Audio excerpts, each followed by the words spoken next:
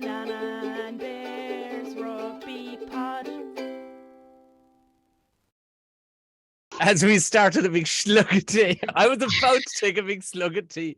Welcome, everybody, to episode 7 of Banana and Bears Rugby Pod. I am, of course, Tom O'Mahony, and joining me with absolute gusto over in España? España? Is it España? Or did they just say España? Or Spain? Yeah, España. They don't really pronounce their S's. España. España. It's Anna Capers. You actually, you've turned me into a pedantic Patrick. I was in Limerick yesterday, and I ordered a croissant, and the young one was the most now customer service in Limerick is normally pretty good, but this was the most disinterested. Never has been pulled for her lack of fucks ever. This girl, she's like, yeah. I went, hi, could I get one of those croissants there?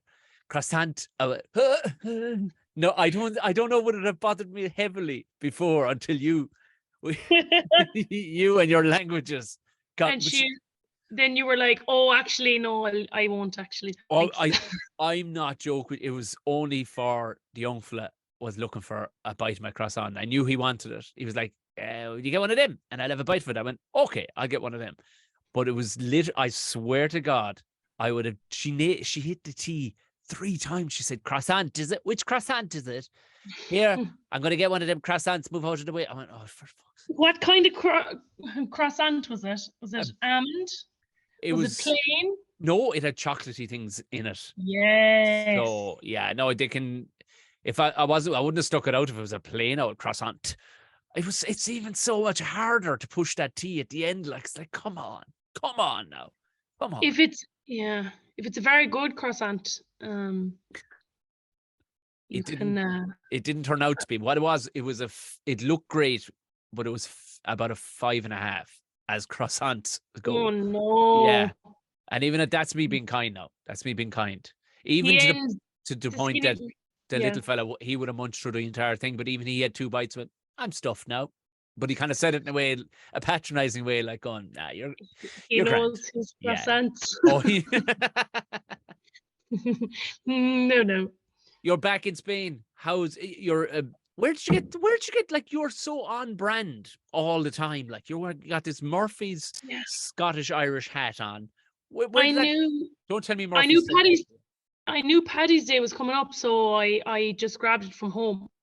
It hasn't got a day out in a while now. Now, I don't even know when I'm going to get to wear this because, well, first of all, so when I spoke to you last week, I said we'd won at the weekend. So we had a good win 2 weeks ago. Yes. But on Saturday, we beat the Crocodiles, the leaders of the league. The Cocos. Necrogalee. Or I'm just winging that there. So you beat Cocodrios? We did in the last second play of the game. Was brilliant, and that's the first time they lost this season. So great win for us. 2 big wins on the hop there now. So you're still in the hunt. Oh yeah. We're still in the hunt, and once you get to playoffs, it's any given Sunday, then, isn't it? Jesus Christ. Yeah. And a Caplice could be or Caplice. I don't know. Did they put a TH in? Caplice. Yeah. So Anna Caplice, the Italian ringer, it would sound like that they've brought in. You have to have turned the tide, surely. We'll go with that. I've tried to help, but I'd love to win the Spanish Prem. Whatever it's called, Spanish League. Yeah, because I won an Irish one, an English one, and a Spanish one then. Jesus. So who do you play next, and when do you play? Because this is obviously Elon. You thought your season was nearly going to be over 3 weeks ago.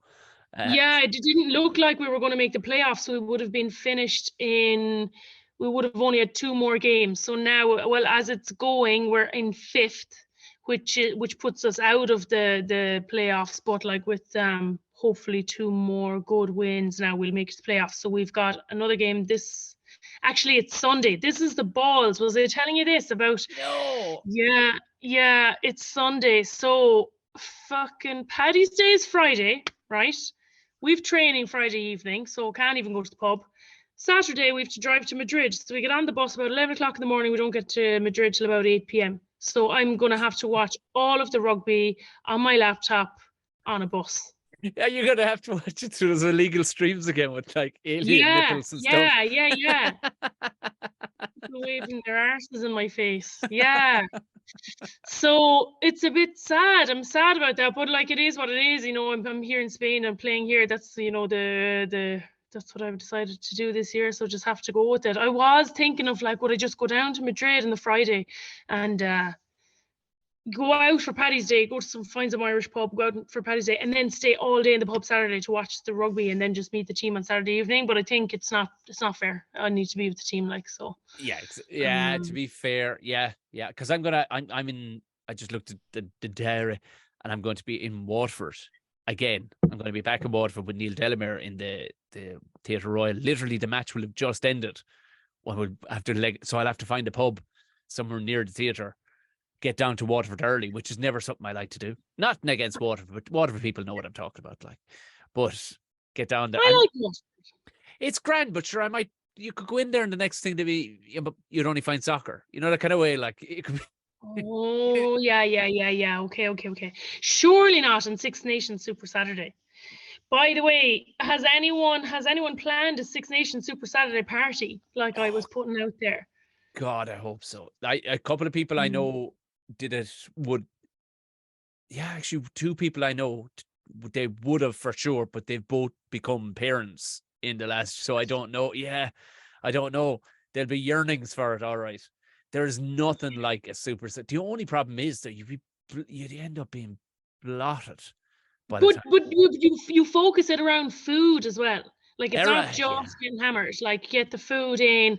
I've done it before. We did it before, but it was very low key. And I was just like, I'd love to do this, like, larger scale, like for the Super Bowl. The Americans, like, get everyone to bring dips and food, and like literally just like get everyone to pitch in and bring something, and like you spend all day eating, because you don't want to be drunk for the Irish game then either.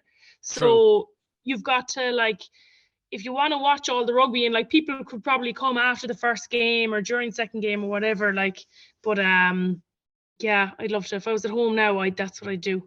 I think a big barbecue, yeah, that'd be unbelievable. Start from early, and that'd be class. That'd be class. Yeah, and everyone dresses up. What would you dress up as? I think I'd like to dress up as a ball.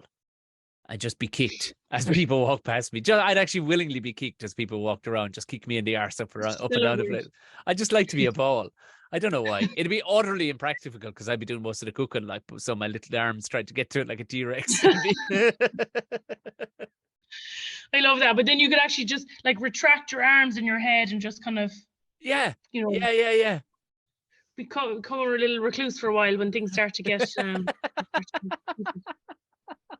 We had a Six Nations fancy dress before. It was on the way back from a match in Dublin, I think, with the UL Bows girls.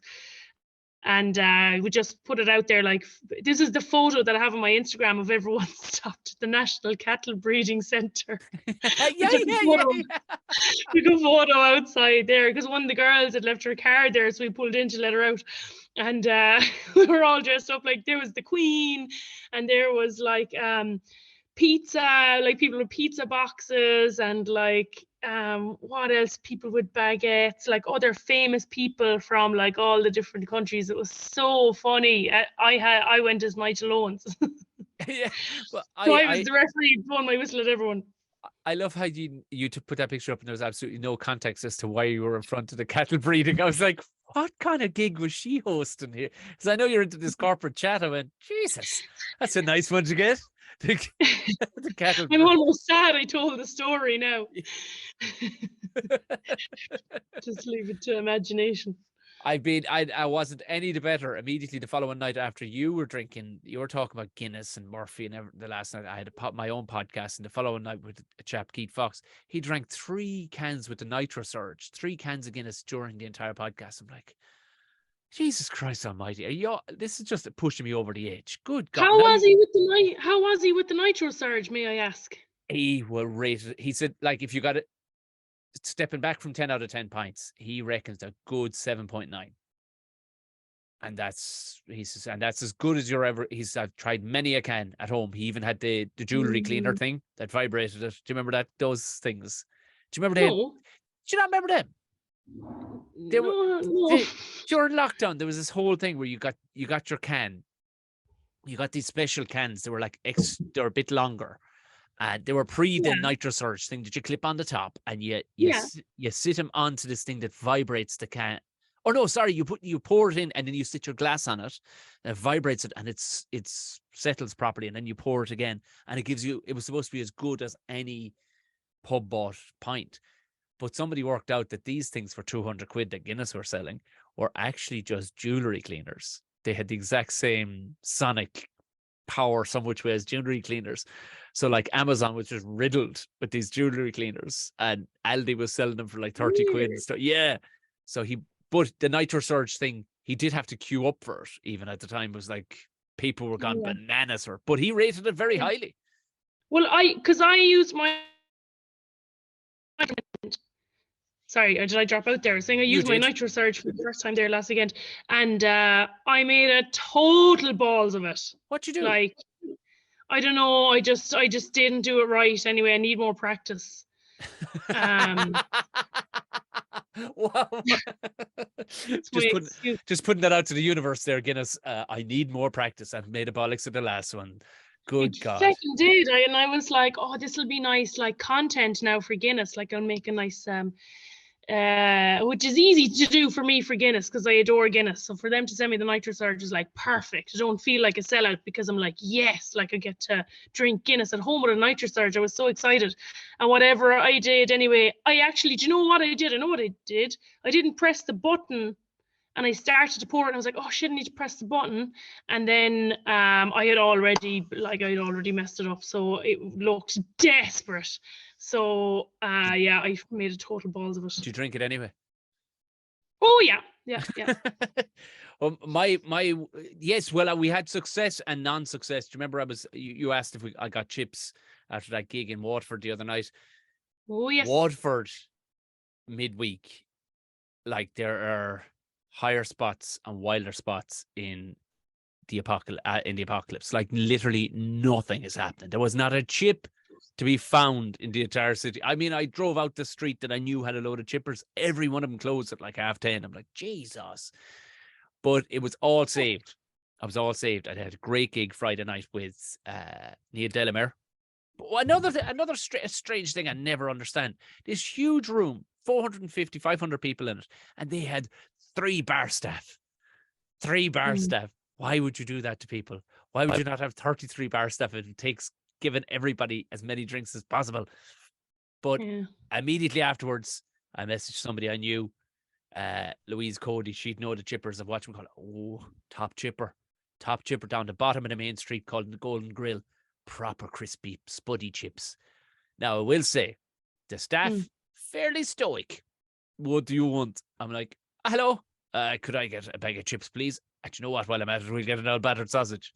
Better sausage. Cheap. I'm like, okay. And you know she's stoic when she counts the napkins that she gives you. She counted out 3 by accident and took away 1. 2 will do. I'm like, oh, 2 will do. So okay. Your mustache will do the rest. It did. Truth be told, it did. Then you were interested. I had the gig for the under-20s Tipperary hurlers. The following day. Yeah, it's I had to talk to him.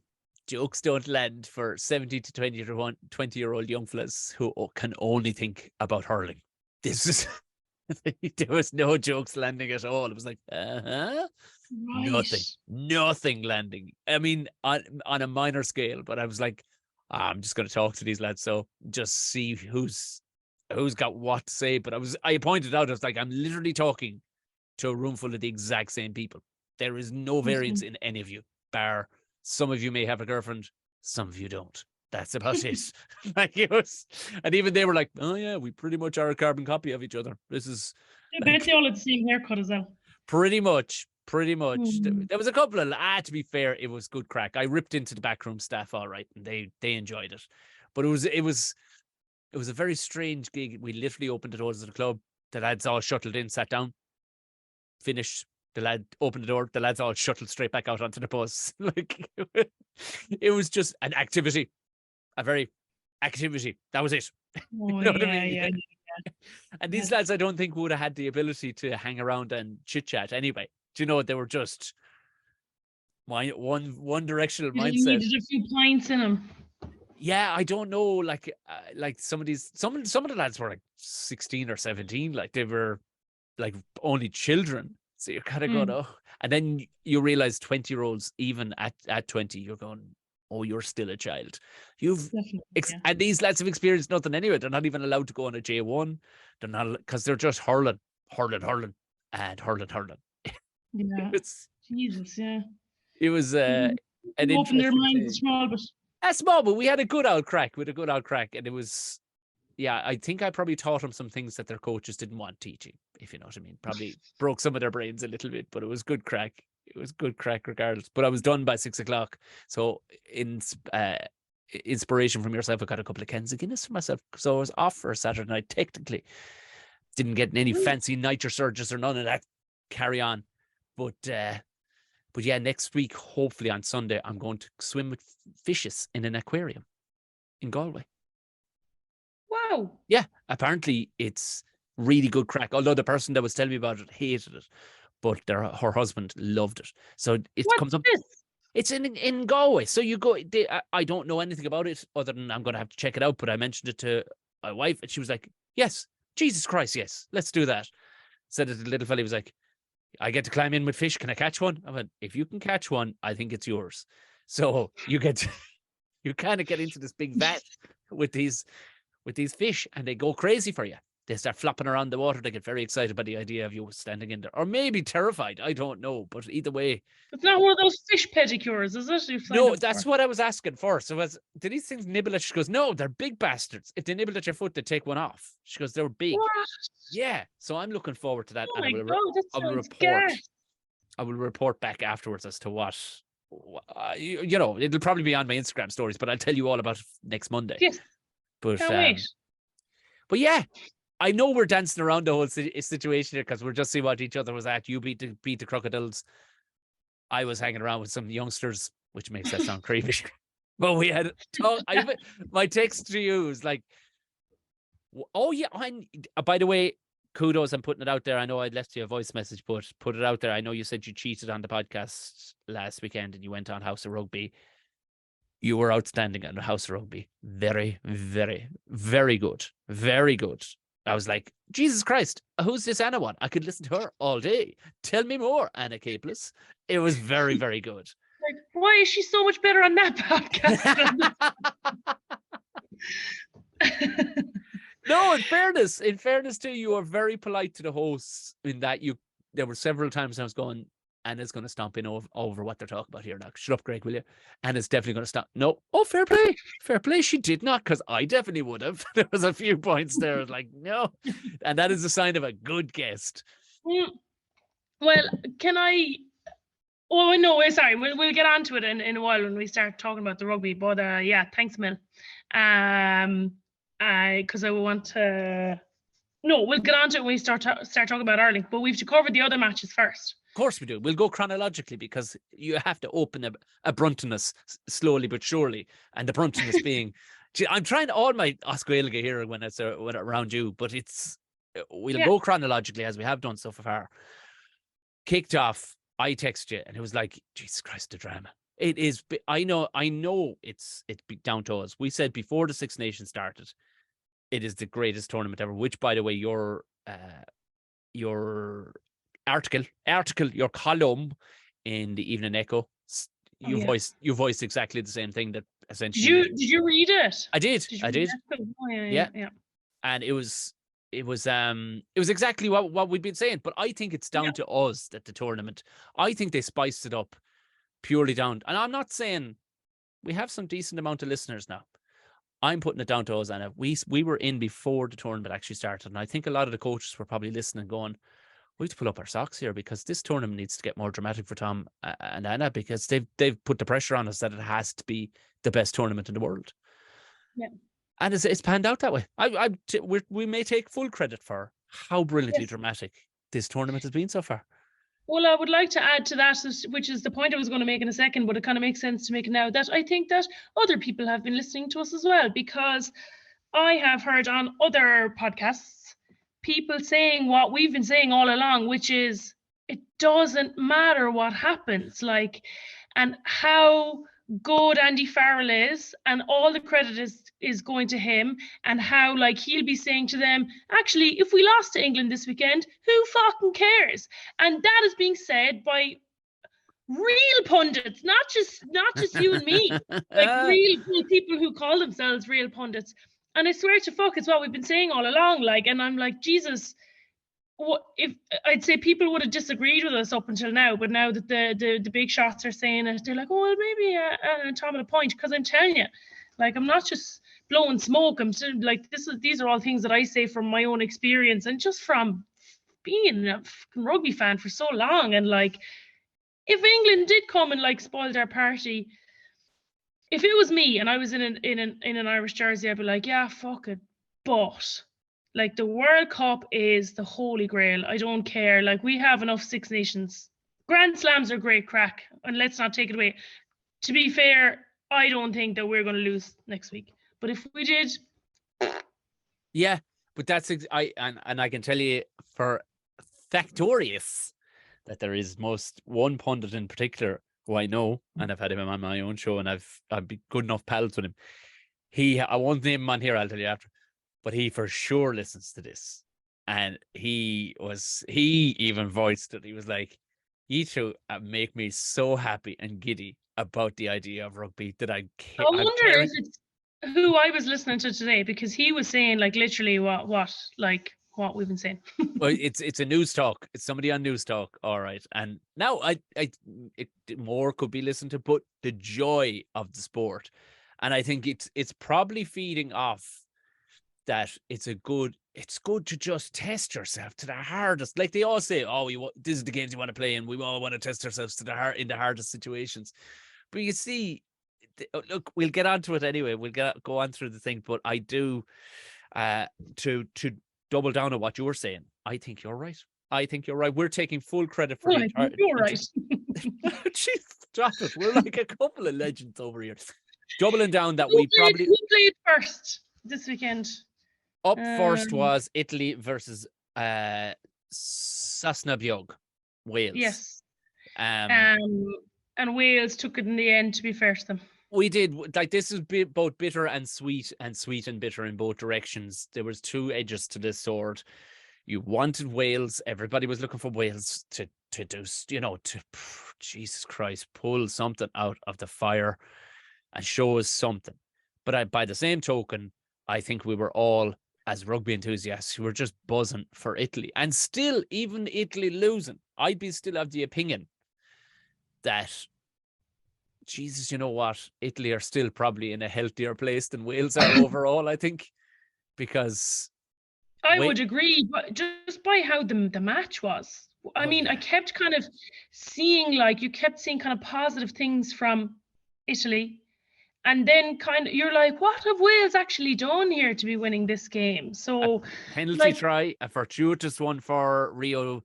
Is it Rio Dyer? A fortuitous bounce. So that's 14 points. Yes. Which was good, but pure luck. But the thing with Italy is, Jesus, they were carving up, and it also felt like Capuzzo was on the pitch. Yeah. Like how they were able to slice open and let through their backs. Like, that's how Capuzzo plays. So it's obviously, not just down to him. Like, that's the platform he's being given, because they're able to do it without him as well, which is really exciting for Italy in general. My God, the fabulous phases of play they put together. And once they get in behind the gain line, they absolutely shit themselves. And their passing skills, if it's one thing, any country in the world can have passing skills. Get your passing under pressure right. Like that's at least one thing you can turn up to the Six Nations with. Like, oh my God, like the passes, even the 2 tries that they got, the passes barely went to hand. Yeah. Only for like, was it Seb Negri that has like big, like massive shovels? They wouldn't have scored those tries. Like only for very like lucky. So Italy did just, I feel like they are so close to like perfecting things, but they've obviously worked so hard on like phase play and like reading defense, but then it's the next few steps. It's like playing snooker. Do you know, the professionals will be thinking like 5-6 shots ahead, whereas Italy are only thinking like 2-3 steps ahead, and then they get in behind the line and they're like, oh, how do you curse in Italian? I kind of took a small bit of do you remember when Andy Farrell took over first, or even to a more local sense when Graham Rowntree took over and brought in all the lads? The wheels were there was no wheels on the wagons. You're like, what is going on here? But you're like, oh no, this is a whole new way to play. And it's over time, it's taken 18 months for Andy Farrell or whatever, probably quite quicker when it came to Graham Rowntree and Munster, but you're seeing the layers that they're putting to their game. And you hear this all the time, and I hate it because they never explain it, what they mean by layers. And you literally just outlined, say if they have 5 layers, their attack approach and how they fan out and how they move it and everything else and how they feign, how they cut through gaps. Let's say number 5, the final one they got to get is that final pass where they don't piss the bed. And it took Ireland. Ireland were shite in that Six Nations, that first one that Andy Farrell had with them. They weren't a patch on what they are now. So you could only hope that if they go on the same trajectory, that if Italy, and it won't, is it Kieran Crowley or Kieran Crowley as what's his name? They keep on calling him, kind of trying to relay him back to Ireland, but Kieran Crowley being a fucking Kiwi. Yeah. He'll have spotted that and went, right, okay, all right. Well, look, lads, we still have class players and we're still all relatively young. Well, at least, and they're getting the first few steps right. So now it's about time to put it all together. But it's like us. There's so much when I was watching England, I was thinking of us in Crat. Crat is the name of the team I play for here in Spain. We're like that. We, practice things, and once we break the line, they'll blow the whistle to stop, as if it was a try scored, like a try given. And I'm like, no. Oh, a training. Go down and form a rock. Sorry, in training. Go down and form a rock so that we can practice this next phase. It's like, boop. But that happens a lot. That's just not a thing here in this team. Like that would have happened like in so many other teams I've played, and you're just like, boop, blow it up, because people kind of stop running. But it's the same in defense. If someone breaks through, everyone kind of gives up, like, that's probably a try at the weekend. But no, because if someone managed to scramble, you've got to work back and you've got to figure out, like, shit, how do we go from here? But if you're not practicing that, that's what Italy reminded of. And England, so many things that England did, I was like, oh my God, that's how we played on Saturday when we were fucking blown out our arse. It was pouring rain, but it was like a steam room or a sauna. It was like playing in a sauna. I've never played in conditions like that. It was horrible. Like, it was said it was like 17 degrees, but it was like playing in the jungle. It was so hot. As my father would say, you could make tea out of that rain. Rotten. But so England looked like that. But anyway, I really, I mean, I think it was, again, a good bit of wallpapering over some heavy subsidence cracks that haven't been underpinned at all. Sorry for dragging up my engineering background. But by the likes of Liam Williams' brilliance, cutting up the wing. Like, it looked great. Couple of gammy bad tackles, and I think Italy switched off in that moment. He got through. It was a great looking try from Liam Williams. Again, getting Welsh people cheering and happy, and I think it was 29-17 for a finish. But really, on another day, if Italy can put together what you're talking about, that final piece in the jigsaw puzzle, again, another cliche that I hate using, but it genuinely is, like, it's just putting the jumper on the outfit. That's a better one. Fuck it, let's go with jumper on the outfit. Your hat on. Your hat on the final. There Or you a go. bow on your hat. Exactly. Putting a hat on your bow, the final piece. I There don't was know who loads of put. Welsh fans. There was loads of Welsh fans there. There was, but surely you would too, wouldn't you? Like, you know what I mean? Sure, Like, I suppose they'd all booked ages yeah, back. Like, yeah, it'd be yeah, great. yeah. But people go to Rome anyway. They don't even know the fucking rugby's going on. They'd be hammered turning up. They'd be like, I don't even remember the game. But yeah, Um, given the fortuitous bounce for Rio Dyer and a penalty try, take that back 14 points. You're down to 15, 17 at that stage. Do you know what I mean? So I wouldn't be getting overly excited. Sasnak Biog, or Wales, as you would also be known. But yeah, all in all, I wasn't overly enamored. It's hard to get overly warmed towards when Italy aren't finishing off the exciting things they're creating. You're like, oh Jesus Christ! And our yeah, favorite player of the tournament, Capuzzo, wasn't there. yeah. But yeah, I would be excited to see what if. I would imagine Kieran Crowley will put together that final phase play, and apparently what's coming through for the next 7 years, they reckon, even though it's fallen off a cliff, they reckon it'll fall off a cliff after that, but they reckon they have 7 years of really good rugby players coming through. That's a great thing to say. I don't think Wales could say that in Italy. I think they've 7 years, they reckon, of quality lads to come through. So, as long as I think were we talking about this already? They've kind of dismantled the yeah, unfair. academy That's what they reckon. system. He reckons Builder, he reckons he's gotten them 7 years worth. Your man, was it Stephen Aboud or Aboud is his name? Yeah, he reckons he's gotten them 7 years of stock is coming through. You know, Great. along with the lads. So we'll say he's probably 4 years of stock, but he reckons there'll be 7 years of prosperous rugby.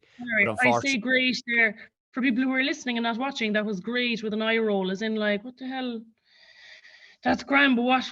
Yeah, like what happens after that then? Like, is that what you're going for? I don't know. Yeah. Anyway, we'll see how they finish up. But will Italy come last?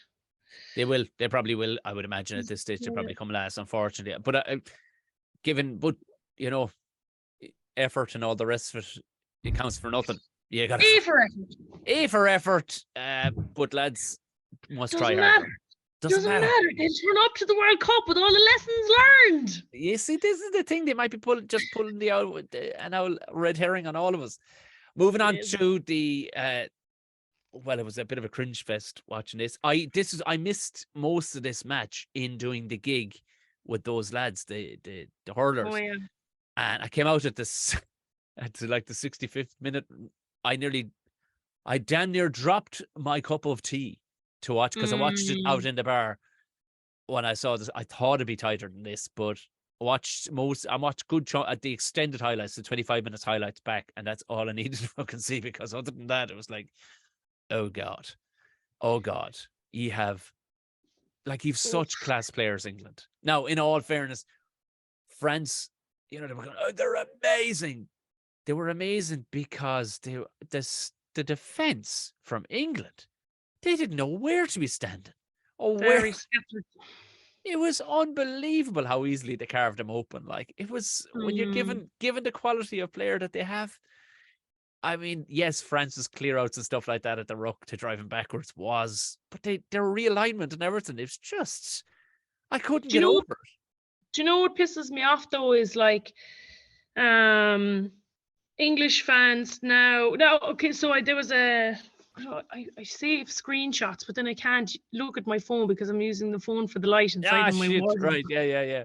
But someone was saying, look, this just means that the Premiership just isn't good enough and is way off, which is an interesting thing to say, because actually, Premiership, like I don't think I agree with that. I just think in an England kind of concoction that they haven't just got it right yet, because the Premiership is brilliant. I fucking love the Premiership. I love watching the Premiership. When England were at their best, they were made up of about 14 Saracens. I'm sorry, like, so it was the Saracens team, you know what I mean, that went out and beat everybody. Because what they were saying was like, oh, well, it's destroyed now because of the salary cap. It'll never be the same, because like, how does that make any sense? Like, surely you should share the wealth and the players so that you develop more players and you make sure that there's more like coaches are up to scratch across the Premiership, basically. But what I was going to say about it is, oh yeah, like players now like calling for the heads of the young players. He's not good enough. Yeah. So what you do? Pick someone else. And then he won't be good enough. Pick someone else, so he won't be good enough. Like, calm your tits. Like, fucking let them play and let them learn. And like this whole debate around like Farrell and Smith, is really difficult. Like, it must be really hard to listen to. I'm sure they've kind of got their own way of managing it. But even for Marcus Smith, like, I just hate that. Like, and Alex Dombrandt, who actually, do you know what, I almost should have given Dick of the data as well, because he dropped an unmerciful, he had a desperate knock on from a DuPont kick that was like in their own 22. Oh God, I felt so sorry for him. But he's so brilliant. Like, it's not like he does that for Harlequins. Like, that's an uncharacteristic mistake. So there's something not right. It's not like this is the caliber of what you do in the Premiership, so this isn't working for England. Like, no, that's not how he plays in the Premiership. Like, it's just weirdly doesn't seem to be working. But like, what really annoys me is people commenting on like Marcus Smith's looks. Oh God, yeah. I hate that. And you know what? It makes me think, because people are kind of comparing him to Gavin Henson. And I even remember when I was younger, thinking about Gavin Henson and how people used to talk about his fake tan and his hair and whatever. I remember being really confused by that and feeling really confused, the same kind of thing, like, so what? Like, but Marcus Smith, so what? He's always worn his hair floppy. It's probably even a cultural thing, because he's half Filipino or something, isn't he? That's where he's from. Yeah, he was born in the Philippines. He lived in Singapore as well when he was younger. But like, that floppy hairstyle is like a very Asian thing. Like, that's what people do with their hair there. So he keeps it, and that's why he wears it.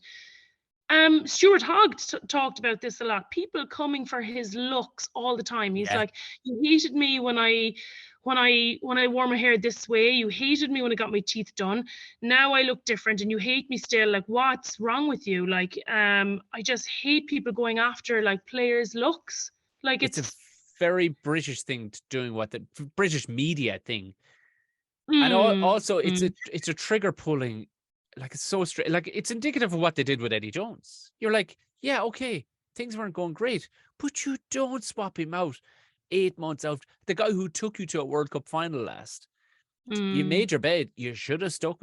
And also, to turn to Steve Borthwick, who isn't long in the bed of Leicester either. You're like, what? Lads, relax. You've been down this road before. You keep on repeating yourselves and doing what you're doing. Like, as you said, calling for the heads of the young lads. I don't think it's the young lads. Look how the Premiership is. I know there's a hashtag that goes around that URC is the greatest tournament in the world or whatever. But it's, it could, like, in all fairness to the Premiership, lads look on at that going, that's class. You've played in the Premiership, like, it's proper local derbies and stuff are happening every single weekend. Do you know? It's gas. Yeah, sorry, go ahead, finish that point. Sorry, so what I was just reiterating what you were saying essentially is that, but you see, okay, it won't be played at the same pace as international stuff, but you'll see a better standard of rugby. You just do. That's the reality of it. I hate to say it, but there are cowboys everywhere, and I have a funny feeling the staff that are coaching, and of course you see the tweets coming out. Great to see the England backroom staff coaching Ireland so well. You're like, oh, for the love of Jesus, like, that's not how it works. Like, there's always been an exchange of coaches, and they'll move on and around the world at different times, and it only depends on pure luck as to what crop of players is available when they're there. But talking about the Premiership, when I first joined, I moved to Harlequins, I also was working for Harlequins. Like, it's so interesting, like the Premiership, like I worked in the foundation at Harlequins, which is a charity set up by this Premiership team, and every Premiership team has a foundation, and your role in the foundation is to give back to the community. So like my role would have been like coaching girls, coaching in like schools where you can target minority groups to make sure that they're getting enough exercise, and it's unbelievable. And like we did things like hosting events for like people who live in the area with dementia and things like that. Like it's Wow. amazing. Every Premiership club has this, and there's coaches, and then that's what I was doing. So I loved it so much. But like when I started working there, Harlequins had just got back into the Heineken Cup, and I remember like being really excited about this, like, oh, there's going to be Heineken Cup games. Oh my God. And so I asked someone in the office about it. It's like, so Harlequins like back in the European Cup, and they were like, oh, right. Oh no. I was like, huh? Like, they don't give a shit about European rugby, which is proven when they send out kind of second string teams around the place. But they, like, not even that they don't give a shit. It's so secondary to the Premiership. Like, it's so bizarre when it means so much to us. Like, and it's the be all and end all for us. Which always surprises me how Exeter won it a few years ago. Like, how did they manage that? Well, that was pure luck. Listen to a couple of the the players that have gone over there. It would seem there's a handful of teams in England and France that give one shite about Europe. But for the most part, if Europe went out the window, even still Exeter or Saracens are the ones that have won it before, or Wasps, God rest their soul, they would at the same time go, oh, that's grand, but we still have the Premiership, and that's finishing the top 6 minimum is what we need. And that would always take precedence. You know, whereas with us, it was always Europe, and then the version that would be the Celtic Cup would be, go on, so. But it would be like, it would be nearly the opposite for them. And the same, like it was only ever Toulouse, Toulon, I suppose Racing, and maybe one or two others. Claremont for a while give a shit about it, but they don't really, care about Europe. It's interesting. I suppose if we had 12 teams in Ireland, maybe we wouldn't give that much of a shit. 12 strong professional teams in Ireland, we mightn't give it, much of a shit about the whole thing. Like, but yeah. It reminds me of, that meme where like the dude is presented with his medal and he's like, fucking yeah, and he like pops the champagne and he like grabs your one and kisses her, and then it zooms out and he's in like 3rd place on the podium. that's like Leinster when they win the Heineken Cup. Yes, and then everyone else is like, oh, was that tournament still on? Was that Saturday? Was it? Oh, right, because I cut the lawn on Saturday. I missed it. But yeah, the England. I mean, the trousers absolutely well and truly pulled down, and they are spanked something ferocious. Like France, here's my opinion. I want to see your opinion on it. Were France as good? I mean, were they 53? Was it 53-10? Were they 43 points better, or were England just very poorly coached? What do you think? I mean, they were pulling off some, like Yoman Dupont, that chip through on his bad leg as well. You're like, oh, Jesus Christ. Now, the only thing I will say is, right, Dupont, like, he has so much heat on him right now. He's like Hulk Hogan in the late 80s, early 90s. Anything he would do now, they're going, oh, Jesus Christ, I'd say he's a fucking genius, that fella. I'd say he's a fucking genius. But exactly, there are people who are doing cool stuff everywhere on rugby pitches, but they're not catching the hype train just like Antoine Dupont, which is justified, no doubt. It is justified, but there are lads pulling off class moves everywhere. Yeah. Sorry, that wasn't my original question. The question was, do you think it was that France were really that good, or were England dog shit? Unfortunately, combo. So combo happy meal. Yeah. Combo sad meal. Yeah, and like England they didn't look fit. That's what I thought. Tired. Yeah, they looked wrecked by the end of it. Now, is that a mental thing, or it hardly is? I thought they looked wrecked early on. Like, you see Maro Itoje, he was on the try line, like sauntering over. That's when I thought they looked like us from the weekend, when we were like, like dying in the sauna. Smoke. I was like, that's what he looks like. He was just sauntering on his own try line. So there's something else there as well. Like, Maro Itoje, like, what an animal. Like, he's so unreal. And you'd never saunter like that. And there was a few comments about that, like in the papers and stuff, saying that like they didn't give it 100%. And I wonder, are they a bit wrecked? They need a bit of a shake up, like mentally, maybe, and maybe they're not getting it from Borthwick, and it certainly seems that way. And like, if it is just a fitness thing, like that's easily fixed. But if it's a mental thing, they need a bit of a sus biog, and like back to the drawing board and like, okay, what the fuck do we want out of this year, out of this Six Nations, out of the Six Nations? Obviously a bit of a write off now, but like coming into the summer, and like, are they going to be able to like get fit physically but get fit in their minds as well is going to be the big challenge for them. I don't think I can't believe that the likes of Maro Itoje, who's been such a professional for so long, was physically unfit. I can't buy it. Like, do you know what I mean? No, I could be wrong, and maybe that they haven't grasped. Maybe Borthwick is a bit old school and he hasn't grasped that rugby has moved on.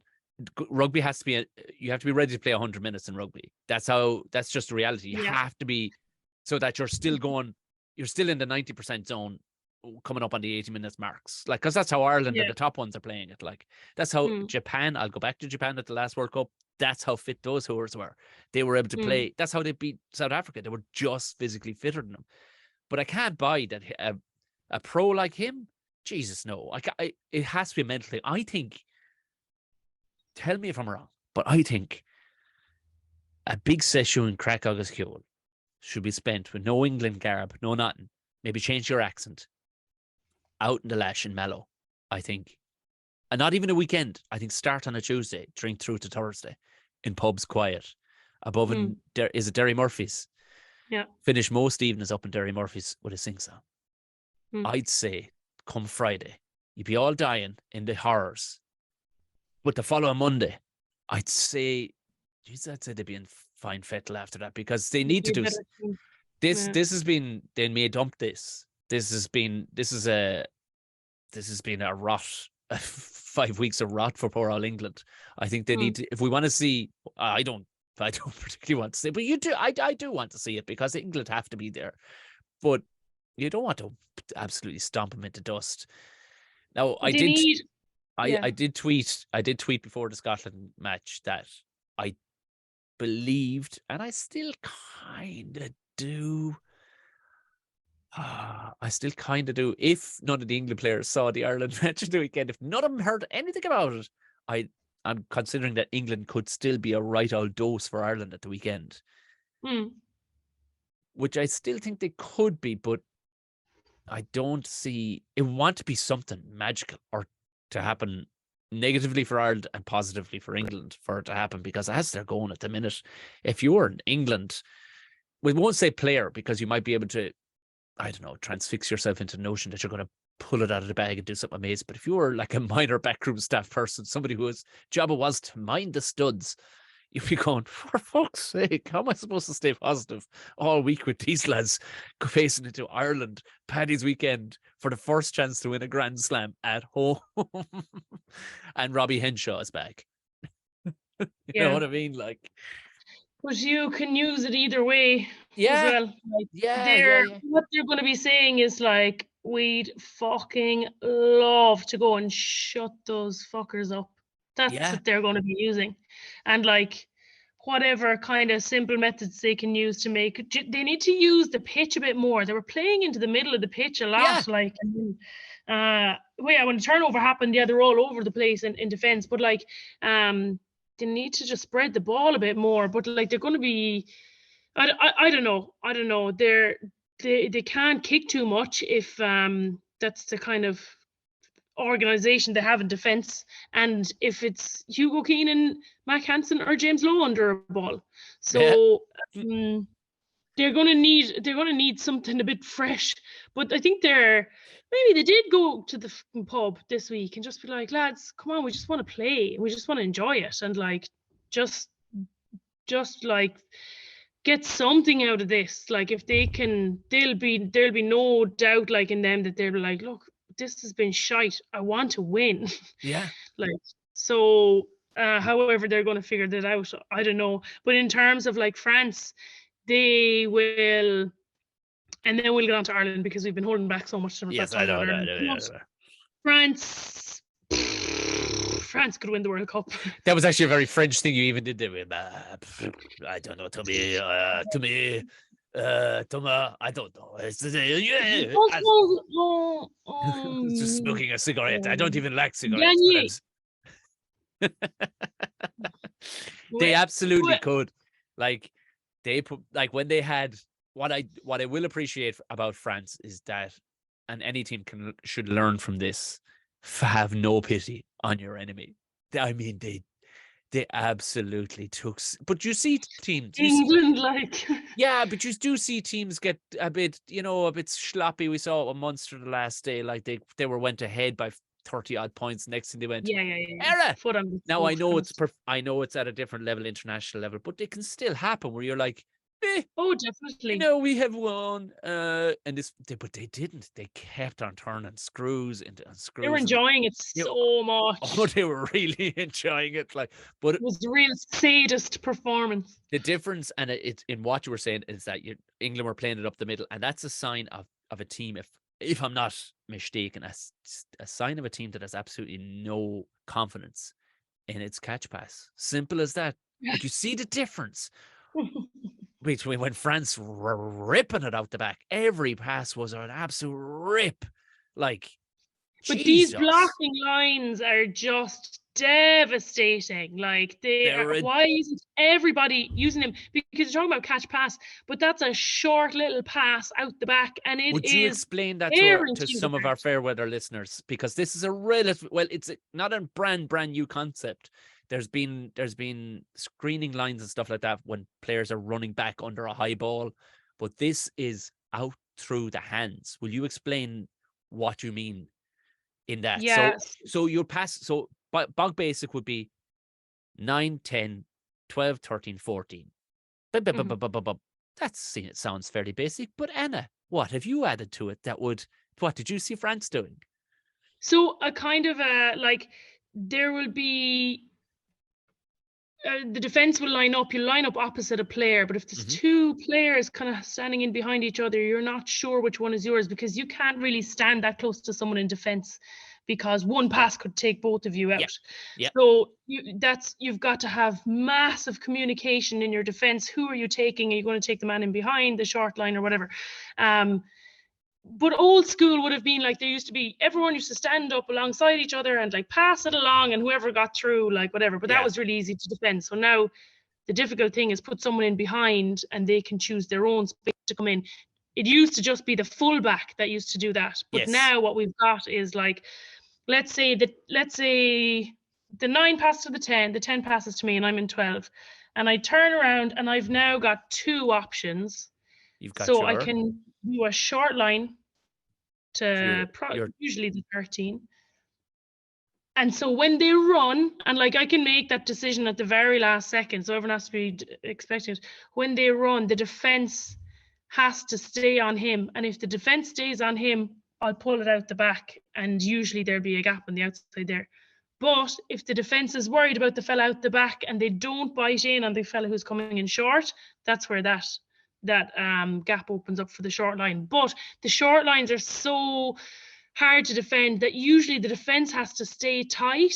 Yes. So that means that they'll do 2 passes out the back, and you've pulled in the defense once, you've pulled them in again a second time, and there's gaps out wide. Everyone's using it. This has been a real team in attack, this Six Nations. Don't know how that comes across. If you're just listening to this on a radio, you'd need a bit of a what's it called, a whiteboard session. Yeah, I know, but it's at least, and nobody puts these things down on nobody ever mentions it on any of these rugby podcasts, and it's good. At least now we can force questions from people if they have questions, because of course we promised that we will do some form of a how to rugby. But it's great to hear. So now at least people, when they watch next week's game, then they see that, they'll go, that's what Anna was talking about. I see there's a huge gap now between. And that's what almost caught us last week against Italy, when Bundyaki was so out of position at 13. He didn't have the confidence to be able to move out. So huge gaps were happening between him and James Lowe. And James Lowe wasn't confident in him either. So he was like, oh, mate, I can come in. And he would, and that's where Italy was catching communication that you need, constant. It used to be easy. You could just From the ruck, you could be like, yeah, she's mine. But if they're moving, then changing options, you need to change. Okay, I'll take short, or I'll take this base, or I'll whatever. So, Now, before we move anyway. on, I know for a fact that you have, there was a few dick of the days, but you have a dick of the day during the England match. we discussed it beforehand. Your dick of the day came about the early 70s when England were, their trousers were down. No, let's use an Eddie O'Sullivanism, where they were taken to the woodshed like a bad dog, old yeller, and they were after giving an awful going over. And at that stage, you should be just kind of keeping your mouth shut, staying, Cunis de Bale, stay quiet. But unfortunately, Anna's dick of the day didn't. No, Talk us through it then.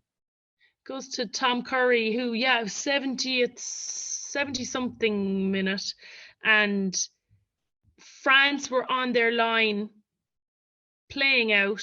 Or, sorry, was England in possession? I can't remember if England were in possession, but it went the way of England anyway. It actually doesn't matter. Rock.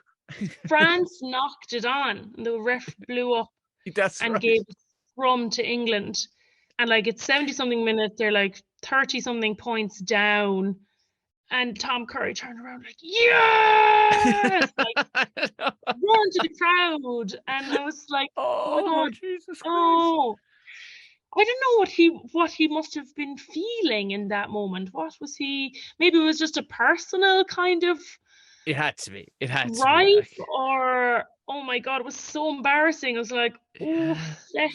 You could see even some of his teammates were like, tone it down, Tom. Tone it down. Like relax. Like I think like they've probably earned a little knock on there because they've been working so hard, and like maybe they just really wanted to score, so he was really happy that they were going to have a scrum. I don't know. I was watching, I was like, oh no. A lot of people commented on it actually, which is a bit lousy, but like that's why we give out dick of the day, because it's like, look, we all behave in silly ways. Yes. We still your teammates will still love you, I'm sure, even though they probably gave him a dick of the day in the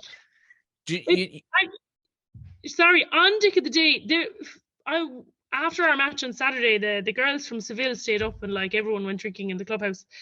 And all of a sudden there was this Welsh referee there. And I was talking to him, he'd come to watch our match. He had texted the club and said, I'm in Coruña for a weekend for work. I want to watch some Six Nations. Are you showing it, or where shows it? And they were like, no, we're showing it, but our girls are playing. So we came to watch. This Welsh fella in the crowd. So I was talking to him afterwards, and he was asking about like just what it's like to play here. And he was like, do you do dick of the day? No. Yeah. And I was like, no, we don't. We had a boat race, all right, but what's dick of the day in? What would be an insult? Because it doesn't have to be a direct translation of dick, but I mean, what would be what would be a wally of the day? You know what I mean? A bit of a gobshite of the day. I don't know. Pica del dia is dick of the day. Okay, pica del dia. But I'm not sure if that translates to actual like dick, you know. It's not like penis of the day. Like, oh, let's get penis of the day. I know. Served up hot. So dick of the day goes to Thomas also, Curry. sorry. Yes. I had a question. Okay, well, no, hang on. We have to get on to this Irish game. Right, are we all done? England, France? I just want to say Tom Curry's in that moment when I saw him cheering and all his mates looking at him like, oh, Jesus. It reminds me of that time, that kid in primary school that's writing away and then a teacher asks him something and by accident he sits up and goes, ma'am? He actually calls the teacher mum by accident or mummy by accident. And it's that moment you're like, oh, you called the teacher mummy. I think I did that. Yeah. That was your first. Definitely did that as well. We've all done that. Of course you did. But that's what's beautiful, is that every one of us gets a dick of the day because we've all done that. True. That was like their moment where it's like, oh, Tom, shut up. Oh, God, yeah. They're like, oh. Well, yes, look, we'll move on to the part of the show that everybody's been waiting for. We were only that I don't know what we were doing, talking about that other stuff, but truth be told, we were only wanting to get on to the most. I tell you what, Ireland keep not just bringing the wins, they keep on bringing the drama. The drama. My good God. Where did you watch it? Did you watch it in the clubhouse? I watched it here in this wardrobe. Did you? I stayed at home because I wanted to hear English commentary, because the Spanish commentary is so neutral and so like kind of, you know, people don't know that. Like I listened to the world feed, basically the Royal Nugent one, because I just wanted to listen to Royal Nugent commentating, and so I actually just watched it here at home, my headphones in. I was screaming. I'd say people thought someone was getting murdered. So yeah, which is a bit sad, but actually I was happy to like be able to watch it live and just hear the commentary and just watch, like, it totally soaked up in it. So yeah, where did you watch it? At home with the young fella swinging off your ears? Yeah. And Jesus Christ, he got so like, he doesn't, like, he's 3, he doesn't know what he's watching, but like, and everybody's Johnny. As soon as they take off running, everybody's Johnny. But as soon as he saw the scrummaging, he was like, this is it. This is me. I'm ready. And it's just, he wants a gum shield. He doesn't know what a gum shield's for. Yeah. But he's like, he just, as soon as he sees the scrummaging, he's like over to granddad. Poor old fella, like getting milled out of it by a 3-year-old who has a concrete head. So yeah, it was, but you know what? He's getting better at watching rugby. He's not quite as violent in the excitement of Lebanon. He's watching it now to a degree. And then every 15 seconds ago or so, he's gone and he's trying to scrummage the dog. It's very enthusiastic, stressful, because you turn around and he's hanging off, you know, the curtain pole. Like, oh, geez. You're trying to keep one eye on the match. But I did. I watched on with the young fella, the dog, and the old lad, and it was I probably don't help the situation either, because I do a lot of shouting at the television, and being a fan of rugby, you can kind of see things happening before. And why I shout, I don't know, because they can't hear me to tell him that to move it left, because that's where James Lowe has started swinging around to. Of course, perhaps it's to show the other people in the room subconsciously that I know about ruggers and you don't. I don't know. Maybe I am that guy. I hope I'm not. But I'm probably getting something different from it than my dad is. You know what I mean? Like, where he's watching it in absolute real time, I'm watching it like probably at 2 seconds, 3 seconds before him, if you know what I mean. Probably, like, definitely how you're probably watching it 10 seconds beforehand, going, Jesus Christ. Look, just open, you know. But yeah, I did think your dick of the day, and I'm not going to take it off you because there's a quality dick of the day, but I was wondering where you come up with James Ryan. Oh, his big old fat forward hands. Where he was, do you remember he was away and all he had to do was just be a bit more subtle, but his big, in fairness, that was late in the match. And he put in that some was shit. Brilliant as well. The build up to that, I was screaming. That was so good. Jeez, yeah, could have given that to him as well. Good old dick of the day there as well. But I'd say in fairness, it wasn't. You know, you'd excuse him. It wasn't a wally of a move. To be fair, it wasn't a stupid thing. It was just his big out forward hands just couldn't let it go. He put way too much muscle behind it, like, and it just couldn't get it. I think, was it Mack coming in again? I can't remember who was coming in. Or maybe it could have been Jameson Gibson Park, but yeah. Right, let's get you off the mark, and let's get Anna's take on the Ireland versus Scotland from the get go. Were you pumped for the anthems and everything? Your one was up there; she was blowing it. I couldn't stop thinking. She was, and actually, did you see there was a cable that was coming down from the thing, and I thought it was attached to the pipe, and I was like, oh my God! Like, we said this. Cable, but when it zoomed out, it was just a cable behind, but it looked like it was attached directly. Yeah. My first thought was like, man, imagine how in Scotland, with the kind of weather we've been getting of late, she must been freezing her whole off up there, like, because you know she didn't just walk up there; she's been up there 20 minutes beforehand, like, at least. Well, yeah. Oh, I hope she had her dry robe with her. She definitely had her dry robe with her. She had her thermal jocks on, no doubt. But so worth it though. It's so cool. I need to look into this. If anyone knows, who actually is she? Is she like the lead piper of the pipe band or the National Orchestra or something? Because I need to find out who she is. The only way they can make it cooler is if they could, you know, like the sky cameras that fly in over. if they could Yeah. if they could suspend her on one of them, like something out of like a West End panto, where they could actually have her actually floating over the pitch. I'm just Or putting if it out they there. could even just give us the camera angle of what she can see. Oh, they did. I They wonder- did. They did. Oh, yeah. And it is really ropey roof structure. I would not be standing on that piece of shit without serious harnessing.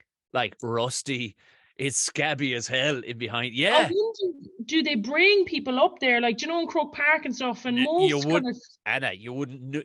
What I saw, you wouldn't be bringing. You wouldn't let the fucking health and safety officer up there for starters. Anyway, it has to be safe enough for the piper. it looked cat. I thought she'd have a platform at least out of a sheet of ply or something, or an old pallet for her to stand. She's standing on the tin roof, and there's rusty brackets everywhere around her. I'm like, good on you, girl. Good. I hope they're fucking paying you well, because I wouldn't go up on that piece of shit. It looked ropey, like proper ropey. I was expecting it to be swish looking, like the new modern stadiums looking. No, it looks like a barn roof up the top with bits of rust and everything in it. So I was very surprised. It's just as well that they don't typically show from up there, because it would have been flat. Like it didn't have Princess Anne written all over that roof up there. I'll tell you that much. She doesn't give a shit though. She was worried about Gary. Did you see at the end? That's how much she loves the Ruggers. Like she when she was presenting Johnny with that quiche. What did they call it? The quiche century? That's Quitch. Quitch. I don't know. Somehow It's an old Scottish word, surely, is it? Yeah. It's an old drinking vessel. But the was quitch, that what she was asking him about? yeah, she goes, "How's Gary? Is he all right?" That was actually her first question. Like, yeah, it's a shame to have such a bad injury like that, especially on such an unreal player. Not like it matters the player, but just in terms of on his 50th cap as well. Like, oh God, like when your arms go up like that. Yeah, because remember he got starched. He got starched during, was it the first game of the All Blacks as well? Mm. Do you remember he got absolutely starched in that one too? His arm was actually just left sticking in the air. Yeah. To be honest, Gary, I'd be booking the Seychelles or Mauritius, and just go hatch out there for 3 months, man. Just doing your calisthenics, do push-ups, do nothing that can even come close to your skull. Do nothing for the next 3 or 4 months until the World Cup starts ramping up. Yeah. Because getting two like that inside 6-7 months, two absolute go to sleepers. No. Anybody will tell you the nerve endings in the chin. Any fighter will tell you. Yeah. Often you'll see guys take a year off after getting starched like that, after getting straightened. And unfortunately, that's 2 inside 6 months. Like, I know they'll probably scan him and say, you know, if he shows up fine, he's fine. But there's some old school methods of just R&R. It was a pity to see it, but Jesus, like. But anyway, getting on with the game. I thought it was fucking brilliant. Wasn't it? Like, what does imagine what the belief? But it was I hate using the word workmanlike, because it's the level of professionalism and lack of ego, like prima donna. It was, I'm going in there now. I've been in the front row loads, says Cian Healy. Let me into fucking 35. There's nothing I haven't seen. It was such a weird moment, wasn't it, when Josh van der Fleer threw the ball when Ronan Keller was still on the pitch. Yeah. I was like, what? And then Ronan Keller goes into scrummage. I was like, fuck, it's obviously he can't lift his arm in whatever way. And then Cian Healy was down on the sideline, like warming up and like going through stuff like that. That shit happens. That shit happens in loads of games where you're like, right, okay, you're gonna have to go in here now. But like, imagine, and I certainly would have been watching, because I love watching the subs warming up. Most people do. They'd spend more time watching the subs warming up than the actual game. Like, doing that when like the whole crowd is watching, being like, what's going on there? Like, he's coaching him. Like, you don't see someone being coached, given tips, right before going in, like not to that detail. I would have been like, what the fuck? And like straight in. It was so good. I couldn't get over that Ireland kept winning those lineouts. Yeah. Well, When Josh Van Fleer was throwing, I was like, what the fuck? I messaged well, he's become a good friend, John Fogarty, the scrum coach, and now he was a hooker himself in his day. So I suppose he had, look, this is what I'm going to get you to point A to point Z. Don't worry about the fucking shit in between. That's just not gone out the window right now, Cian.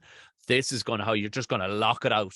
You're just going to lock it out in the center because he's built like a tank anyway. But it was like he was so nonchalant about it in the interviews afterwards. He was like, sure, look at this. You know what I mean? It's yourself. And he is kind of a cool cat anyway. Like it is, you know, he likes making knives and stuff like that in his spare time. He's, you know, he makes Damascus steel knives for his opposition players.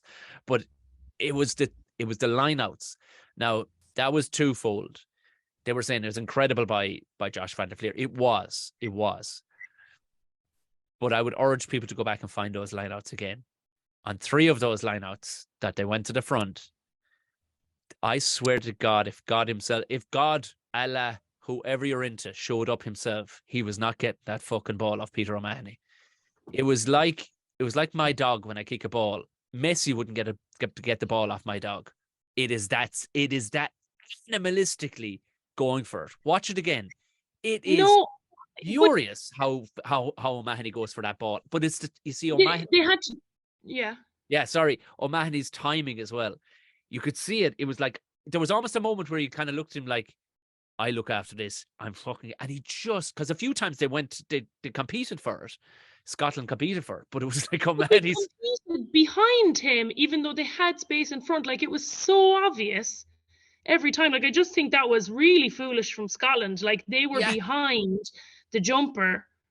They were behind Peter O'Mahony. I was just like, what are you doing? Like, he's obviously going to throw to the front. And obviously they then had to like move it back and change it up a little bit, which kind of made...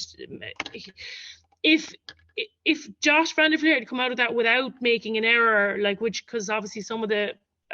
one of the lineouts anyway didn't go to hand because they had to go long, middle or... The media would have loved it, and everyone would have loved tweeting it, being like 100% record as a hooker, blah, blah, blah. Because they were already tweeting it after those first 3. But I couldn't believe it that Scotland could let 3 go like that. First one, fine, even though you would have read the first one. I don't know, I still thought it was so weird. I was like, there's space to jump in front of them. That's where I would have jumped and just been like, just put them under pressure.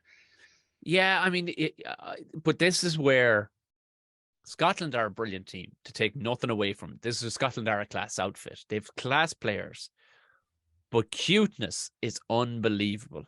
And nous, I think, is the word they use, which I don't know. You never find that being used in any other environment other than sport. But cuteness and cop on, put the shoe on the other foot. You could be guaranteed. You think Peter O'Mahony wouldn't know exactly who that's going to? Do you know, as to reiterate what you're saying, like he'd go, I'm just gonna jump. Yeah. But it was and not to take away from how brilliantly Ireland managed it, because they did. And if they're not marking you there, fucking dead right, and go for it. And they obviously got up high enough, and they knew that they'd be able to get Peter O'Mahony a little bit higher, but still no one was in front of him. I'd say they were like laughing, being like, do they know that this fella's not a hooker? You know? Even I think Bernard Jackman tweeted going, I'd take that percentage. I'd take it as if I got it, I'd take it. I want to ask your opinion on now. Rules is rules, as they say, but Ireland's first try, which, as you had alluded to, another fucking word that I'm using from other pundits, I hate. A great word. You said before we got recording, you are almost going to give the ticket today to Superman. Oh yeah. Caelan Doris, who that whole no, I'll give him Clatter of the Week for falling from the sky. Oh, he gets Clatter of the Week. Okay, all right. We'll give him Clatter of the Week. That was an interesting part of the game, because actually my friend messaged me afterwards and she was like, geez, I never knew that about the second ball. I don't know. I think they should have given the try. It was Scotland's fault. See, this is to explain to people, because I got a couple of messages myself, and I left 2 voice notes on how it. So in a relatively recent times, you'll hear referees saying ball is alive, ball is alive, ball is alive, when it's the current ball that was in play previous. When the player, you'll often see the likes of the scrum half will be kind of jumping around going, am I going to pass it in? Am I going to throw a fast one? And you'll hear ball is alive.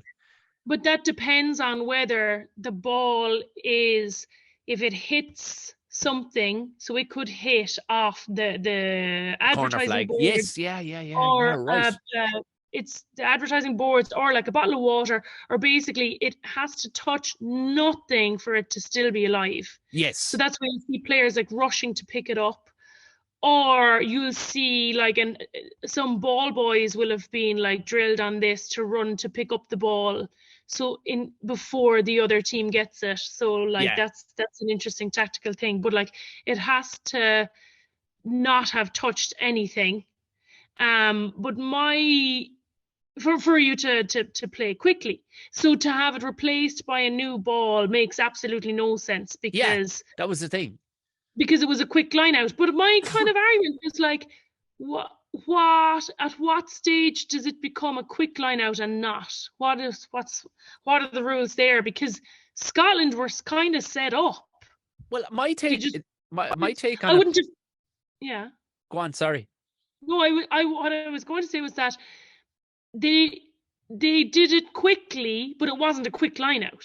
Yeah, that's exactly my take on it, because it was like, it's not a quick line out if it's not the original ball and it hasn't touched anything, so the ball isn't alive. Do you know, there's no alive ball, and that's what I was trying to say.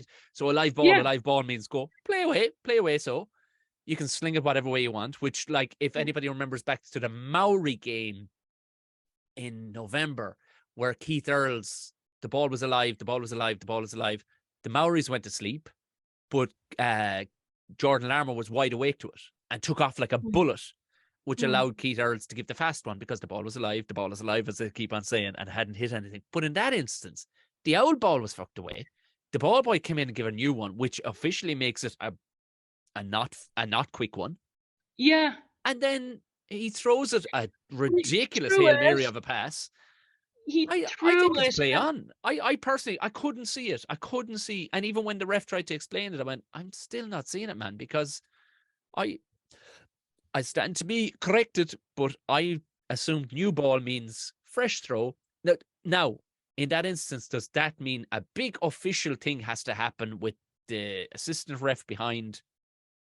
Does the gap have to be formed? All this shit. Like, there's like, that's all I can imagine, is that the ref has to stick his nose in to make it a...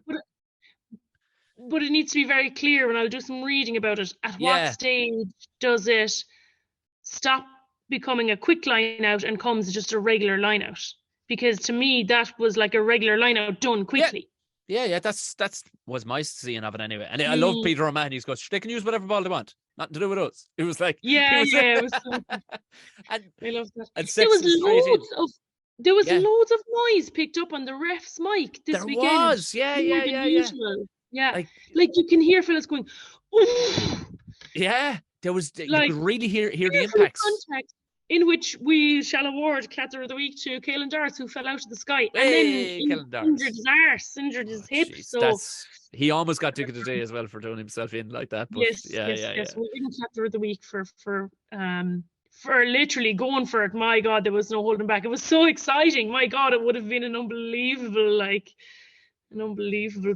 moment of the game if it had been allowed play through. Yeah, he's. But there would, do you know what? As well, though, it would have been a kind of what if moment, because it was kind of luck and kind of an uncharacteristic kind of way of getting a try. So they would have been like, oh, sure, that first try just did us in, so we'd no chance after that. You know? Yeah, we shot ourselves in the foot. It was almost like a penalty try moment. Yeah. So actually, fuck them. We didn't want to try. But you know what? I mean, we couldn't have made it much harder on ourselves. So we lost our two hookers. We lost one second row. He broke his arm. Needs he's surgery and everything. So that's his Six Nations done for Henderson. Ryan Baird comes on, and we lost. Who else did we lose to injury? We lost Caelan Doris, our number 8. Good God Almighty, and we had our number, our spare prop go in at hooker, and we had our number 7 throw in at a lineout. Yeah, have you ever thrown in at a lineout for in such a scenario? Because it seemed like, it was nearly like what had happened in junior Club rugby. Yeah. Junior rugby are like, oh, Jesus Christ, lads, one of these going to have to go in front row. Okay, I'll do it. I'll do it. But it would. Oh fuck no! I never went into the front row. No, sure, you'd be only a maniac go in there, like. But the fact that it didn't go uncontested scrums, I was like, this was some Rocky Balboa shit. I was watching, going, it'll have to go uncontested. It'll have to go on. They're not going. They haven't mentioned it. They're not going uncontested. Cian Healy, you fucking animal! You're going in like you've switched from one side of the scrum to prolong your career. Genius move. A couple of years back, and now you're going, do you know what? I'll go in the fucking middle if that's what you want off me. Like, I love the level of professionalism, that there was no cribbing from anybody. There seemed to be no level of cribbing, or whinging, going, yeah, but I'm not a hooker. It was like, just put me in there. It's great. It's great. It's great. It's great. It's great. It's great. It's fine. It's a real team attitude thing, and like, again, would like credit Andy Farrell with a lot of that, like the environment he's created. Like, it's just incredible the environment he's created. Amazing.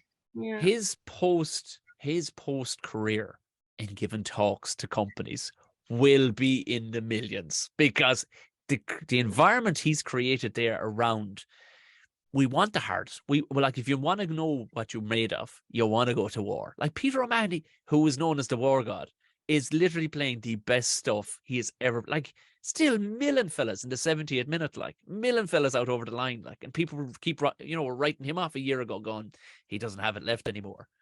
And you're going, Jesus Christ Almighty, like, like, when you look at it, the character he can pull out of somebody like Peter O'Mahony, when you consider who could be playing at number 6 if he wasn't there, like the standard that's behind him, like, good Jesus Christ Almighty, to get.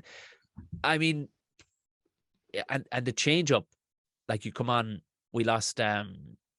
Bundy went off. Was it Bundy went off and Robbie came on? It was, wasn't it? Am I thinking? No, sorry, Gary went off. Gary Ringrose comes off, but you look and you're like, oh. Gary Ringrose is coming on, or Robbie Henshaw is coming on instead. Yeah, it was great to see. Class, absolutely class. But like, talking about Andy Farrell there a second ago, I loved, there was a moment after the game when they asked him about Josh van der Fleer, because obviously the media was having a field day with it. They were just rubbing themselves down with lube. You could hear him going, oh my God, yeah. They were loving it. But like, they asked Andy Farrell about him, and Andy Farrell was like, sure, he took up golf there 3 years ago, and now he's in this. But like, that personal detail connection, that he knows Josh van der Fleer so well, that he knows that he took up golf 3 years ago and that he's in a single handicap, like, he knows them, and he adores them. Like, and they seem to adore him, and I hope I'm really right with that now, but because it seems to be very, even like, it makes me think back to we spoke about a few weeks ago about the lads when they were coming onto the pitch holding hands. Yeah. Like, being really silly, and like the pictures that they get afterwards, like being silly and being laughing. allowed to be silly, yeah.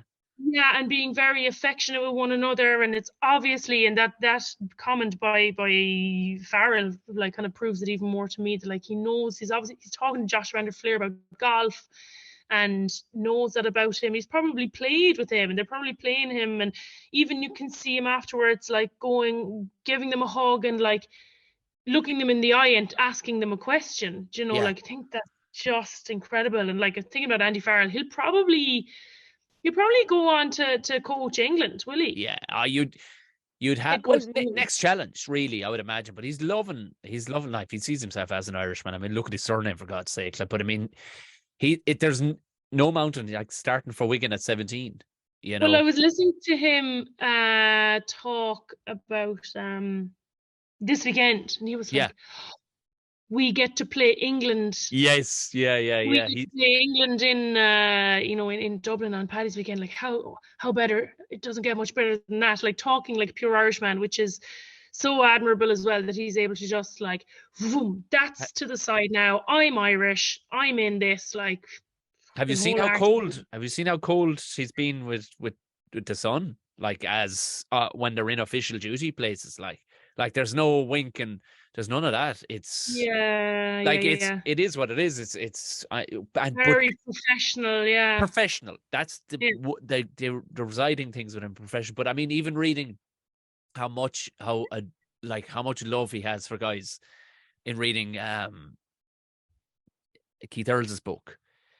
Earls has forms of dyslexia and reading and stuff like that wouldn't be his strongest attribute, and he was terrified, petrified with I suppose imposter syndrome for so many years of his life. And Farrell recognized this because he came from a working class environment himself, to go from rugby league to going on to play with England 15s. But he understood him, and he brought him in. He found out the day before this particular, I think it was just team room. They were playing something like, I don't know, I Spy. It was just something that would involve, no, it wasn't I Spy. It was something that would involve spelling out whatever this game was. And Farrell just put his hand up and dying with nerves. Keith Earls was dying with nerves, even though he played with these guys hundreds of times. And Farrell just made an excuse for him on, hey, that man scored more tries than any fuckers have had dinner. He's not playing it. It's bullshit. Come on, Earlsy. Come on. I've got something to tell you anyway. And took him out of the equation. Wow. With you know what I mean? And nobody thought any more about it. Nobody thought, it was like, oh, Grant, Earlsy's gone with the boss. Grant. Anyway, back to the game. But it was like, I could breathe a sigh of relief. You know what I mean? Because he was there to take that time with him. You're like, oh, what a class act. What a class act. But the proof is in the pudding. Like the same lads are pretty much there that were there 4 or 5 years ago, but they're playing like, Jesus Christ, they are playing really, really good. What happens now though? Who starts? The big question is, because I mean they were waxing lyrical, as they say, about Jameson Gibson Park when he came on, but here's the thing. I don't know. They were, look, at 55 minutes, he definitely, you're watching the match for 55 minutes. You can go, oh, I see we haven't box kicked in close inside the 22. Now that's what I'm going to do when I come on first. So it's easier to watch a whole game and have, the coaches give you a game plan running on to a tired Scotland team at that stage. Yeah. I don't know if he would have been able to live with the tackles that Conor Murray had to live with. Murray put in a ferocious amount of tackles, counter-rucking, slowing ball down, that only a big man would be able to do. So, I mean, I'm reading today that, he'll have to start. He'll have to start next week. He doesn't actually. Sometimes you want that rocket to absolutely squeeze him in the last 30 minutes. Just out of the interesting one out of 9. What do you reckon? I think go with what's been working. Allow Conor Murray to finish out the championship as the starting 9. Yeah. It maybe send the wrong message around too if otherwise, because he's done nothing wrong. No, you're not going to say that let him. I kind of pity. Yeah. It's not. I think he's done. Oh God, no. He's done brilliantly. I don't see any reason to change that. So. It'll be interesting if he changes that. It'll be a bit kind of a bit fucked off for Conor Murray. I think if he's demoted to the bench, more or less, they say change his role, to an impact player as opposed to starters and finishers. Before I go, I know I didn't look it up, but I should have really properly looked it up. I will reply to anybody as polite. I should have been more professional. I don't know where I left the phone, but I do remember one message in particular. It came through and it was asking if perhaps it was from Baz Murphy, asked about the game. Would Cian Healy have been down on the team sheet as a reserve hooker anyway? He probably, he'd have a few titles, wouldn't he? Yeah. If you can play hooker, because you Yeah. can't just rock up and decide on the minute. No, you have to have been down. I think most props will be covering a hooker. They'll have a third, and then just pray to God that you never really need them. Yes, yeah, of course, yeah. He will have been down as the hooker cover. Yeah. I did. There was one, and I got it. I where did I put it? Ah, Because even yes, in the warm up, because even if if a hooker went down in the warm up, you would need someone as a hooker cover for who was to start, and there's always yes. needs to be an eventuality for any member getting injured in the warm up. So that would have been it.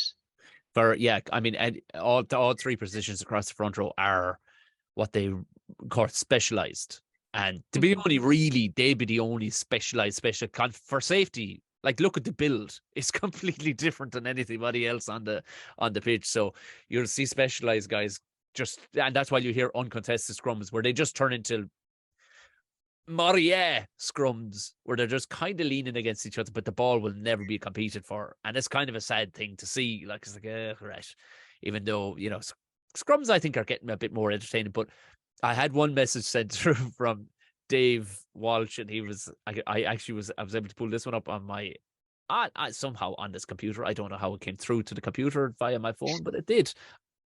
Has it ever? I don't know what's happening here, but it was. Dave says, I missed the end of the Scotland-Ireland game as I had to swim classes with the twins. Thought I'd missed it for nothing, as the swimming instructor never showed up. Luckily, at the last minute, Josh van der Fleer stood up out of the deep end and took over the class for the rest.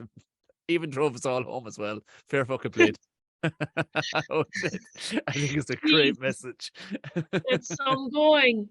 But we're not surprised, are we? We're not surprised. Jesus Christ.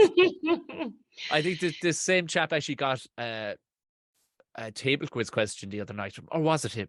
I think it was Dave. He messaged me to go in the middle. I think he was in the middle of it. And it was which one of these three was born in Ireland? Jamie Heaslip, Ron O'Gara, or Josh van der Fleer? And I was like, well, it was Josh van der Fleer. He's like, O'Gara was America, Heaslip was Israel, and I probably didn't need to answer that much to tell him the others, but that was just me being a total Norse, like just. Yeah, that's pure like trick question because everyone's like, oh, but he's South African. It's like, no. All People round. say the same about me. She's very exotic, that one. And Anna Kaplice, of course. Jesus Christ. Oh my God, my back's killing me from sitting in this wardrobe. I know. We need to get you a proper studio chair, proper studio. But sure, I mean, you're probably going to end up, I don't know, playing for Spain or something now at this stage. Jesus Christ, you're dragging. Sorry, can I put out a call to arms here? Yeah. I've been invited to play in Hong Kong Tens at the end of the month, and it's with a really cool invitational team called F Find Rugby now, and they cover everything, but they only cover part of the flight cost, and the rest of the flight cost is I can't afford it, basically. So I'm looking for a sponsor. So there's any rich sponsors out there that hear this on Wednesday, please get in touch. Know that as a sponsorship of a sports player, you can write most of that off as tax in October. So you'll be doing a good thing, a fun thing. I'm sure Anna will know that. Yeah, in a lot of ways, yeah. It can be, if it can be seen as a charity in a way, like that the sports player team, like a bloke I know, he had a curbing business, and he spent most of his tax on his love of sponsoring motorbikes in Mondello. Yeah, he was able to get rid of a lot of it that way. So there you go. Yeah, there you go. Jesus. Yeah, a tax part of the of the podcast. Oh, I don't know. Before we go to predictions, I have no idea who's playing who next weekend. Italy are playing France next weekend, isn't it? Is it? No, it wouldn't be. No, Italy and England. Oh my gosh. No, we're playing England. Why don't we know this? We're playing England. So if we start there, we're playing England. France.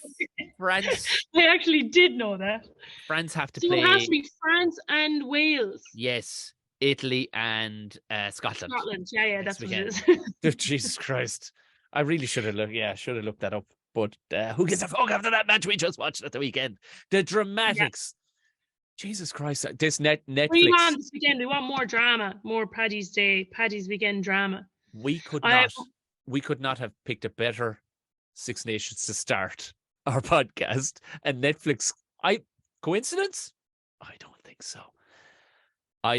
Netflix came on board as well at this time. Not with us, but hey, Netflix, if you're out there, we listen to us. We know everything. Well, Anna knows everything there is to know about rugby. I can chime in at the correct points because I know when she's coming to a stop on Zoom. There was a moment actually with that green hat that your hair actually collided. And I wish I could have taken the screenshot because it looked like you had the Scottish beard. You know, the beard. Oh my gosh, hang on. Okay, well, while I'm fixing my beard, we go predictions. Okay, so Italy play. Right now, because I'm tired of sitting in my wardrobe. Italy play Scotland, and I think I can. I can't. No, I can't take it. No, this thing is an asshole joke. I thought it was. In this very moment, please go to the YouTube video of this. This is fucking amazing. You're starting to turn into me slightly, Anna, with that beard hair. Much better looking version. Oh yeah. You've got great teeth. Oh Jesus, I'm stunning. I love that. Right, we go with an Italy win. Yeah, I think Italy are going to pull it out of the bag because I think Scotland are dejected. I think Finn needs to go on a holiday. He has been playing non-stop, and that's I hate to give excuses, but we're chatting about Ben Healy getting a run. Yeah, well, Finn looked like a bag of piss running around for the last 10 minutes. He's had no legs under him. He was playing for fucking wrestling the fellow weeks when everybody else was playing golf and scratching their hole. So you know what? At this stage, throw the kitchen sink. Let Healy out there. I'd love to see Healy play. In that case, if I would see Healy play, I'm going to see him. I hope to see 50-22s all over the shop. Spirals. I actually want to see Scotland win. We want a Scottish win.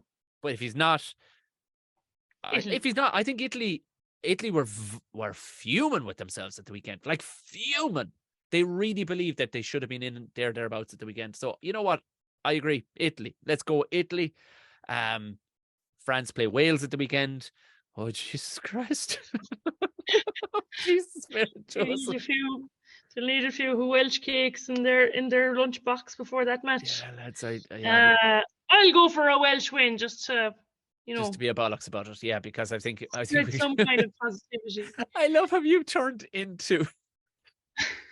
I wish I can't find my phone to take me. I will take a screenshot when I do the video of this right now. Anybody, Jesus Christ, that is incredible. Anna has plaited her hair into a hair beard, and she actually looks like a member of Vikings right now. She's fucking amazing. That's brilliant.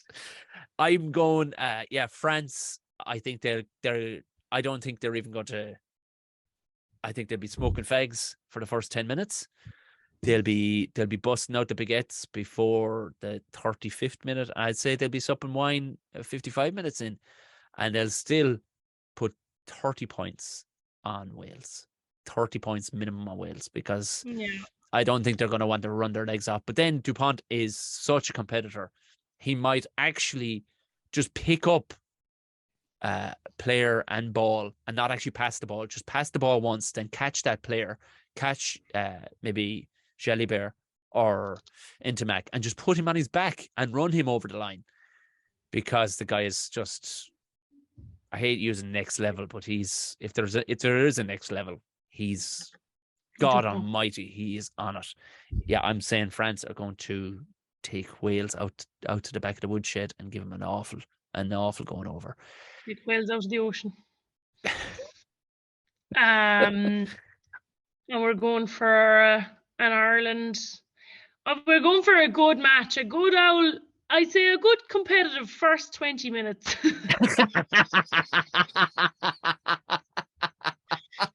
and then the rose will start to lose its petals. Yeah.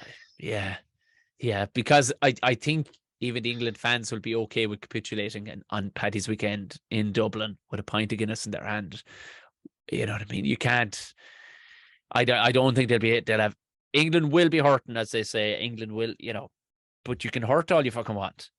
You can have a right pain in your hole all you want. But the truth be told is if you don't have a game plan or have at least been sticking to a game plan up until now, like say Italy have, they've been, England have been a bag of fucking wild cats who all hate each other or something.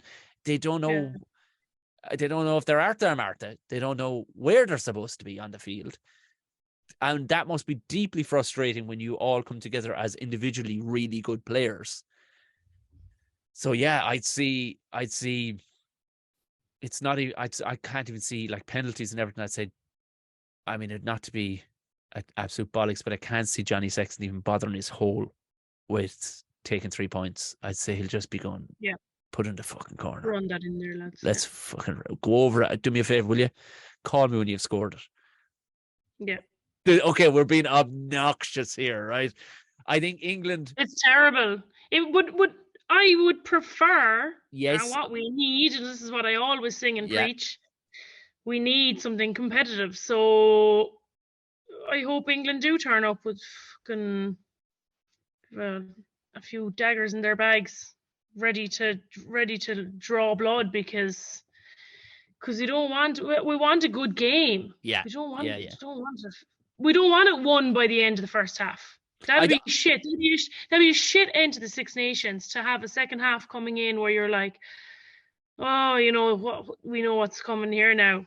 Do you know what I'd love if it was like still neck and neck and we were still a bit nervy at half time. That's what I'd love. Yes. That's what I'd love. Half time. You're like, oh shit, is this what we feared? That's that's how I think it would be if Robbie Henshaw didn't just come back. If we were left putting Bundy back out in 13, or if we were gone, if we with Findlay Beanham gone and Tig, but Tig is back, Tom O'Toole is back. I don't know what we're going to do at hooker. I don't know. I don't actually know if the two boys aren't back. I mean, you can't be at that fucking carry on every weekend like this stone madness, like. So I don't know. I mean, Cleena Maloney is free. Who's that? Cleena Maloney. Cleena Maloney. Do you know Cleena? She used to play hooker in Ireland, and she's like, she was outcast. So she'll be free. Get her in there. Get her in there. I can get her in there. I was going to say Niall Scannell might get a shout out of nowhere, but I think that I don't know who they have. Could be. Yeah, it could be. If you want to, some young Leinster fella that we've never even heard of. Yeah. Just come in and just be class. Boot everyone out of the way. Yeah, exactly. So yeah, I would like to think that it was going to be some way close at halftime, but I'd say by the 30-minute mark, they'll have picked hold, because no doubt they'll park the bus for the first 15. Now, I'm saying that France had an unbelievable try at 1 minute 44 seconds. Ireland have been starting fast all season, so I see Mack Hansen probably doing the job again. He's everybody loves him, don't they? Everybody loves Mack. Jim Hamilton has to now get a tattoo. I confirmed with Andy Rowe, the host of the Rugby pod. He now has to officially get a tattoo. Yeah, has to get a tattoo of Big Mac written somewhere on his body. Yeah. Oh, that's class. Yeah, because have you seen Mack Hansen's tattoos? They're bananas. No. Like he literally has. They're not bananas. He should get bananas, by the way. Should get a banana. But he'll just out of a dare he'll get a mate's face tattooed on his leg, just going, "You fucking hate that, don't you?" Yeah. Why'd you get my face tattooed on your leg? Just to annoy you. Just he's a gas bastard, out and out. So he was going to get Big Jim if Ireland went down to Scotland, but instead Jim Hamilton has to get Big Mac written on somewhere on his body now as a result. Class. I mean, this was the Caelan Doris Capuzzo brigade, but I think our head has been turned at the disco, the teenage disco that is the dramatic events of the Six Nations. I think both of us have a gun in for asking Big Mac out for a shift. I'd shift him. I don't know. We both have the same moustache. I can't see it going wrong. Literally. He's a bit young for me now. He's definitely too young for me, but look at it. It's like I could just play the Leonardo DiCaprio role and just try to be the non-creepy old fella. Oh, Anyway, Jesus. this has spiraled off into a weird place. Those have been our predictions. This has been episode 7. This has been a joy one more time. Congratulations to Anna.